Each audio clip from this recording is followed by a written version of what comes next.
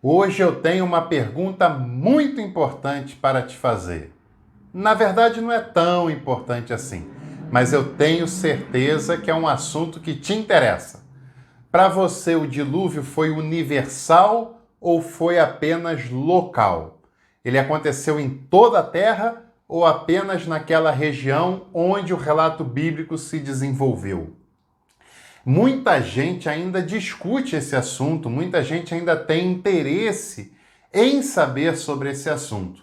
Por isso que eu disse que não é tão importante assim essa pergunta, até porque, em termos de fé cristã, isso não vai alterar em nada na sua caminhada cristã. Porém, em termos de conhecimento, acho que a gente tem uma boa questão para refletirmos sobre isso.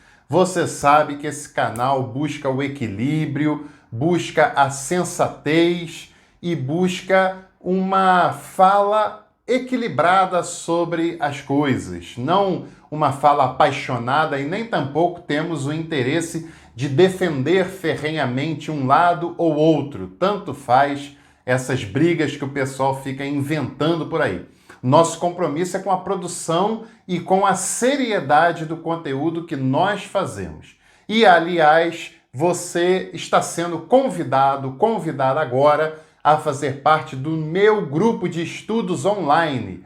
É um grupo de estudos que se reúne todo mês com pessoas de vários lugares do Brasil, com experiências diferentes, com contextos diferentes, que produz um enriquecimento muito considerável de quem participa. Não importa o grau de instruções que você tenha, o importante é que você tenha interesse de estudar teologia, história da igreja, Bíblia, espiritualidade, e você será muito bem-vindo, bem-vinda no nosso grupo de estudos.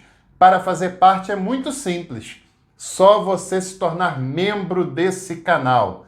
Você adere ao plano Café Colonial, contribui com R$ 14,99 por mês. Além do grupo de estudos, tem desconto de 20% nos meus cursos, acesso a vídeos exclusivos, concorre a livros periodicamente e, é claro, como eu falei, vai participar do meu grupo de estudos online que se reúne mensalmente. Não fique de fora, torne-se membro hoje mesmo e venha participar com a gente.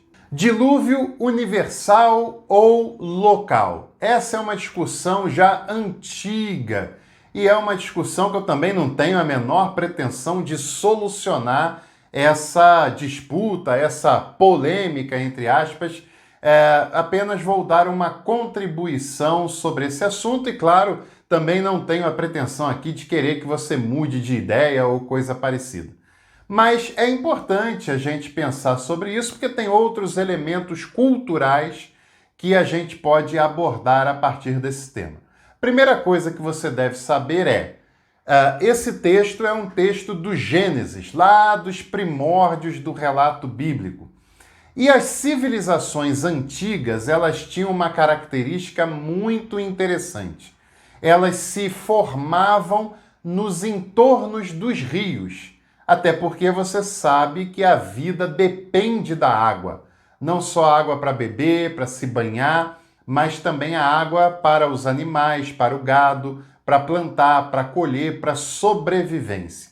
E numa época em que os recursos eram muito limitados, numa época em que a tecnologia praticamente era inexistente, as civilizações, para terem alguma chance de prosperar, de crescer, de sobreviver, elas tinham que se formar ao redor dos rios.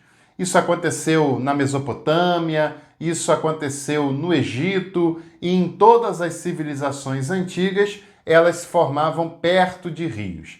Então, era muito comum a relação entre essas civilizações com a água potável, a água para a agricultura. E também, é claro, elas acompanhavam de perto muitas cheias, muitas inundações, acompanhavam de perto também muitas secas em alguns momentos, em alguns lugares, como também acompanhavam muito de perto os fenômenos relacionados à água, como chuvas, tempestades, temporais e coisas dessa natureza. Então, as civilizações antigas como essa onde nós lemos no livro de Gênesis, e as civilizações vizinhas, das quais a civilização ali do embrião do povo de Israel bebeu das fontes culturais. Essa realidade era muito comum. Mas, lembre-se, o mundo não era feito apenas dessas civilizações. Existem outros contextos também que as chuvas, os rios e a água não era tão comum e por isso não está tão presente nos mitos fundadores de outras civilizações, como na África e em outros lugares do mundo também. Outra questão muito importante para a gente analisar: como é que era a cosmovisão da antiguidade? Cosmovisão é a nossa compreensão sobre o todo. E a cosmovisão da antiguidade era bastante limitada. As pessoas tinham uma noção de localidade. Elas não tinham uma noção global como nós temos hoje. Esse é um fenômeno bastante recente. Elas não tinham uma imaginação de um mundo, de um planeta, de continentes, de países, de outras civilizações longínquas. Isso não passava no pensamento das civilizações antigas. E a cosmovisão da antiguidade também lidava com uma terra plana, uma terra plana que era fixa, que era o centro do universo, que era sustentada por pilares, e mais, depois que isso desenvolveu um pouco mais, eles tiveram uma concepção de que haviam 3 continentes. No caso da cosmovisão do povo de Israel, a explicação para esses 3 continentes era por causa dos 3 filhos de Noé, inclusive, que é um tema aqui do nosso vídeo. Mas se você quiser saber mais sobre isso, escreva nos comentários desse vídeo as palavras 3 continentes, que aí eu conto mais como eles entendiam essa cosmovisão, que não é mais a que prevalece, porque anos e anos depois foi descoberta a América, foi descoberta a Oceania, e hoje se sabe que o mundo não tem mais apenas 3 continentes, né? Mas é importante a gente saber que as civilizações antigas e a civilização de Israel, a civilização do Antigo Testamento está inserida nisso. Elas entendiam a Terra como plana, a Terra como centro do universo, que era a ideia de geocentrismo, e a Terra como sendo composta por 3 continentes. E não, a Terra não é plana. A Terra é esférica, isso já ficou mais do que comprovado, mas na antiguidade ainda não se tinha essa comprovação como nós temos hoje. Para muitas pessoas ainda nem tem essa comprovação, mas sim, a Terra é esférica, ela não é plana. Outra coisa importante é que havia uma leitura dessa passagem bíblica de que a Terra, além de ser plana, além de ser o centro do universo, ela tinha uma abóboda celeste que circundava toda essa estrutura. E que acima dessa abóboda terrestre haviam águas em grande quantidade. E que por ocasião do dilúvio não só houve inundação, água que veio debaixo dessa terra, como também essas comportas do céu foram abertas e a água que lá estava caiu sobre a terra toda. Essa é uma visão de mundo que depende dessa cosmovisão que vigorava na antiguidade. Lembre-se, na antiguidade não havia ciência. As pessoas não faziam ciência e não estavam preocupadas com isso. As pessoas tinham relatos sobre a sua civilização, sobre a sua realidade, sobre a sua religiosidade. Faz sentido hoje pensarmos numa grande inundação que cobriria toda a superfície da Terra? Bom, vamos pensar nas consequências que isso tem. Se a gente levar em consideração as maiores montanhas que se tem na Terra, seriam necessários 8 quilômetros de água para cobrir toda a superfície da Terra. E é claro que se houvesse uma inundação dessa magnitude, isso seria responsável por alterar toda a crosta terrestre. Isso seria responsável por exterminar todo tipo de vida na superfície terrestre. Porque não sei se você sabe, mas para afundar numa profundidade de 8 quilômetros, só é possível com submarino por causa da pressão que há nessas regiões. Se cobrisse toda a Terra, toda espécie de vida na superfície seria exterminada. Não sobraria nada, muito menos vegetais, e alteraria toda a constituição do planeta Terra e da sua superfície. E outra coisa, como é que cobriria a superfície da Terra se a Terra é esférica? Isso só poderia fazer sentido numa concepção de Terra plana. E aí sim poderia cobrir essa superfície se fosse o caso.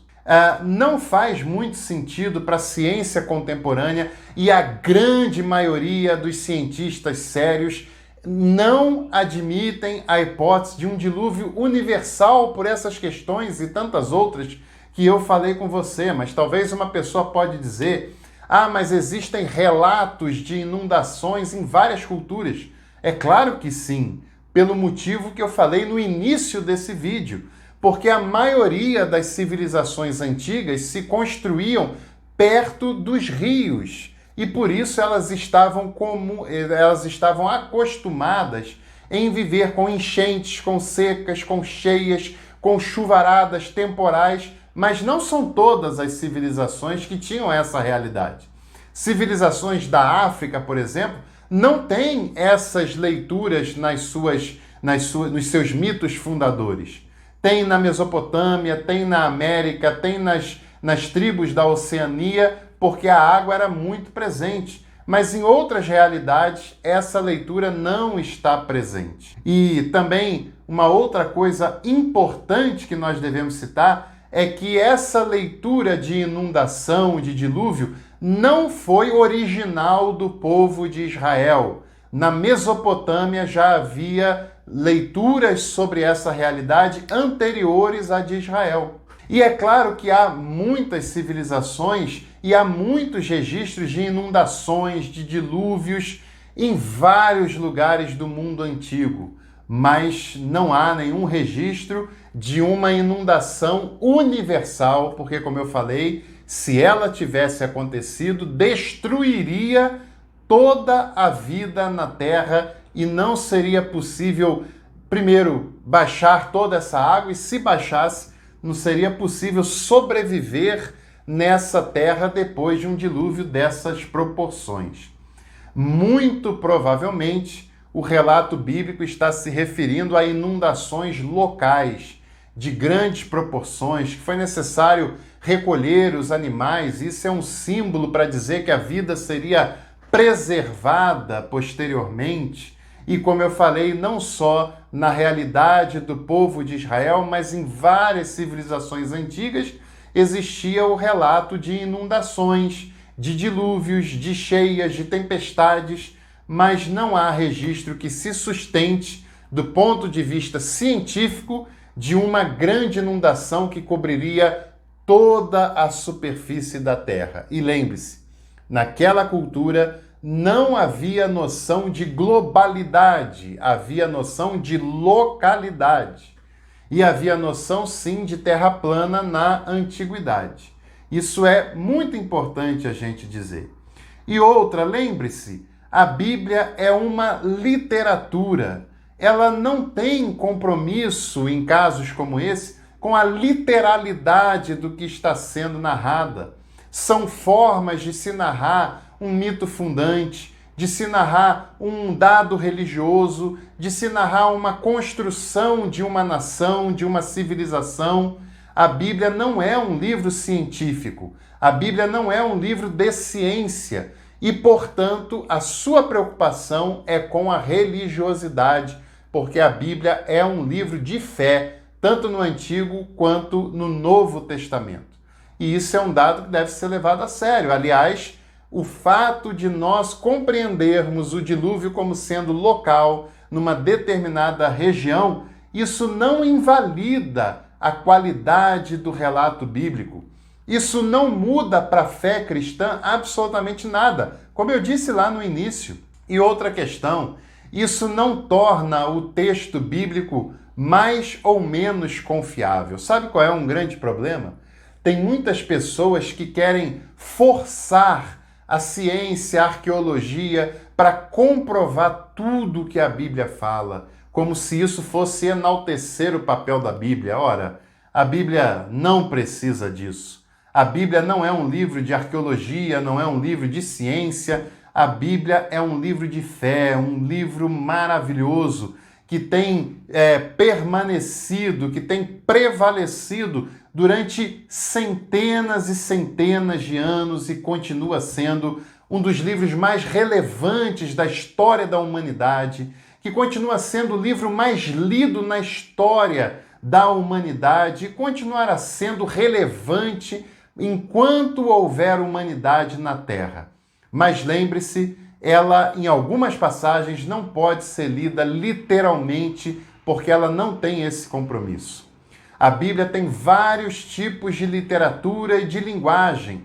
Tem histórias, tem parábolas, tem literatura apocalíptica, tem literaturas proféticas, tem registros de construção de uma religiosidade e cada estrutura deve ser entendida como tal. A gente vai aproveitar a mensagem bíblica de um modo muito mais consistente. Não tenha dúvidas disso. Espero que você tenha gostado desse vídeo. Se gostou, deixe o seu like. Se você não é inscrito no canal, inscreva-se hoje mesmo. E também fica aqui a minha dica para você se tornar membro desse canal e participar do nosso grupo de estudos. Um abraço e até a próxima!